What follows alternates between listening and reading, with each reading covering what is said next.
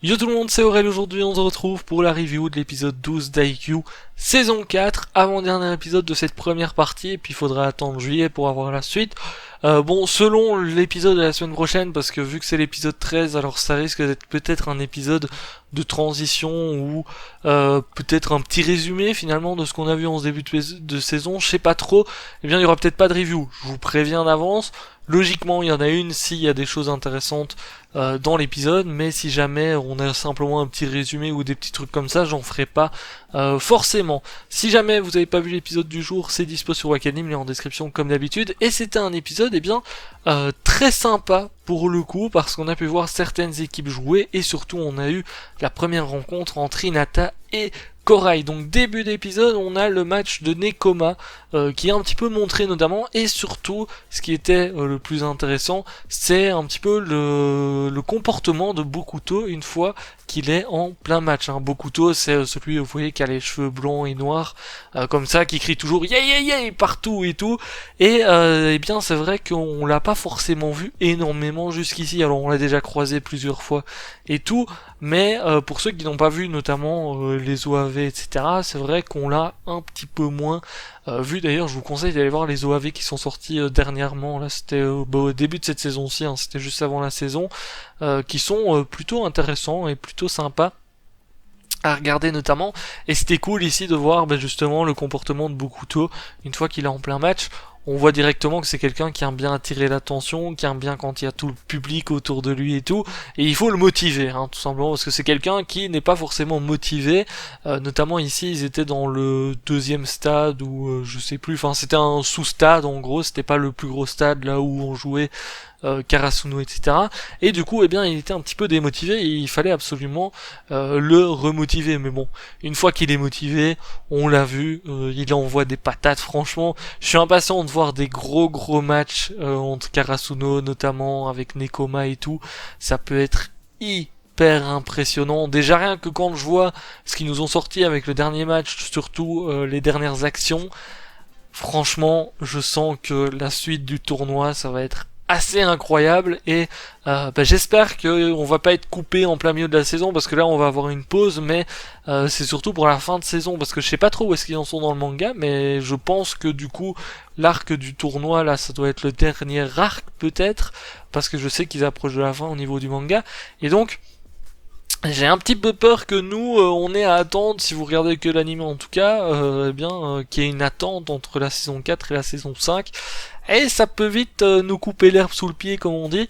En tout cas cet épisode-ci, avec Bokuto, c'était cool de voir sa réaction. J'attends de voir contre d'autres équipes quand même, parce que même si de base c'est pas forcément quelqu'un qui est hyper motivé, quand il est motivé effectivement il est bien présent sur le terrain, mais je me demande ce que ça aurait donné contre une équipe comme Karasuno par exemple, dans les mêmes conditions, donc sur le même genre de terrain, dans le sens où Bokuto, voilà, on l'a vu dans ce match aussi, il considère un petit peu Hinata comme son disciple et tout, et du coup c'est ça qui a réussi à un petit peu le motiver pour cette fin de match. Donc même s'il n'y a pas de public, je pense qu'en face de Karasuno par exemple, il aurait tout donné. Il aurait tout donné parce que voilà, ça aurait été Hinata en face de lui et tout, donc je pense qu'il aurait tout donné, mais c'était cool de voir un petit peu comment est-ce qu'il l'était dans un match tout simplement, surtout que c'était un match important quand même, c'est un match, c'est le premier match du tournoi, donc tu perds, t'es disqualifié, donc finalement voilà, il fallait absolument qu'ils soient motivés et qu'ils gagnent ce match. Bon, fort heureusement,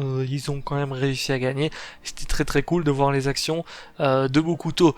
Ensuite, bon, ce qui nous a surtout interpellé, je pense, dans cet épisode, c'est surtout la rencontre entre Korai et Hinata. Ça, c'est le genre de truc, après la rencontre qu'on a eue ici, c'est ce que j'attends. Bon, déjà, quand on avait vu la première action de Korai, franchement, quand il était à l'entraînement avec Kageyama et tout, t'étais là en mode ok, lui il a l'air incroyable. Et bien là ça se confirme un petit peu, notamment on voit directement qu'il y a une tension et surtout de la rivalité entre Korai et Hinata. Ça c'était très cool, j'ai bien kiffé quand ils étaient dans le couloir et tout là. C'était bien de les voir comme ça, ils se comparent les deux, ils savent très bien qu'ils sont au même poste et tout, donc ils veulent se comparer absolument, ils veulent savoir qui est le meilleur. Bon, actuellement, On va pas se mentir qu'à mon avis, Korai est bien au-dessus d'Hinata. Je pense que tout le monde l'a remarqué, parce que bon, juste là, les actions qu'il a fait, c'était quand même très très impressionnant. Et Hinata, on sait qu'il est surtout en plein développement. On va dire que Hinata, à chaque match, lui, il commence à devenir de plus en plus fort. Vraiment, il commence à avoir la vision de jeu et tout. Donc vraiment, petit à petit, Hinata il level up. Faut voir du côté de Korai. Je pense que Korai il level up encore, mais très certainement moins vite qu'Hinata, parce qu'Hinata depuis le début, hop, ça monte crescendo en tout cas. Et c'était hyper cool, surtout de le voir sur le terrain, de voir un petit peu la réaction d'Hinata justement quand il le regarde, et même la réaction du reste de l'équipe finalement, parce qu'on a eu un petit peu la réaction de tout le monde. Et bon, Korai, l'action qu'il a faite, c'était assez incroyable. Franchement, c'était assez incroyable, et je suis impatient de voir dans un match quand ils vont se retrouver en face à face, lui et Hinata, parce que c'est vraiment le plus gros adversaire d'Hinata.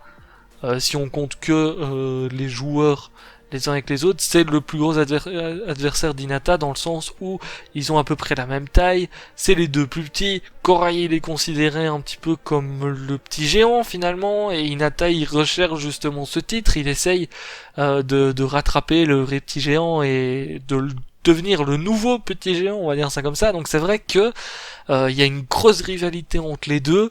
Et clairement, en plein match, ça risque d'être assez électrique. Et surtout, eh bien, ce qui était assez sympa, c'est de voir la réaction de Korai face, par exemple, à des interviews, etc.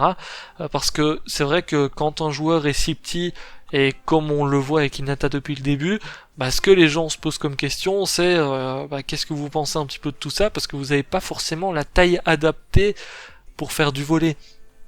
Et là, on a la réaction de Korai en mode, il crie partout, il aime pas du tout qu'on lui parle d'ailleurs de sa petite taille, et enfin pour lui, oui, c'est un désavantage, mais d'un autre côté, c'est pas pour ça qu'un joueur va être nul, s'il a les compétences, il deviendra fort, même s'il a la petite taille.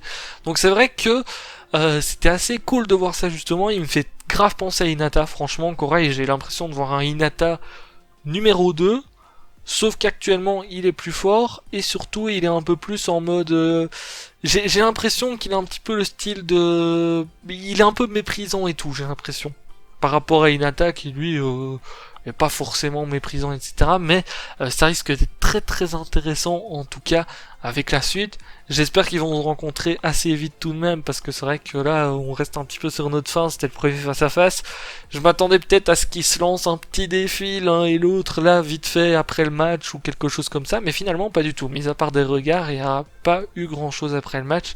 Et surtout je pense que ça c'est le genre de truc qui peut motiver clairement Hinata. Franchement Hinata, quand il y a de la compétition, de la rivalité et tout, c'est le genre de mec qui peut encore une fois dépasser ses limites et devenir de plus en plus fort, et je pense que Korai est parfait face à lui par rapport à ça, notamment parce que là il va être motivé jusqu'au bout pour justement affronter Korai et surtout gagner contre lui. Donc on risque de voir un Hinata incroyable par la suite. Déjà que là il devient de plus en plus impressionnant, ça risque d'être encore mieux. Après, fin de l'épisode, on a un petit face à face aussi entre Kuro et Daichi.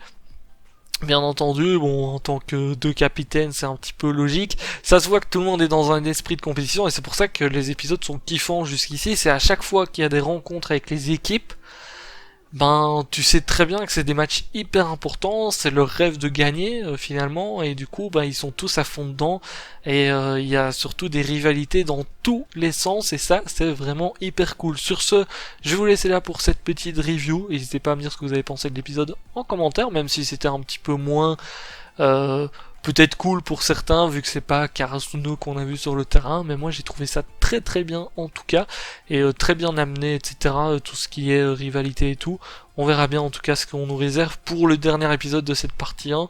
Peut-être le début d'un match, qui sait, on va peut-être avoir le tout début d'un match, et puis après boum, ils nous font patienter jusqu'à la partie 2, ce qui serait un petit peu... Bon, ça serait un petit peu chiant pour nous, mais après ça nous hyperait un petit peu en attendant la partie 2, donc on verra bien comment est-ce qu'ils vont faire ça. Je vous laisse là, je vous dis à très bientôt pour la prochaine review. Ciao, ciao!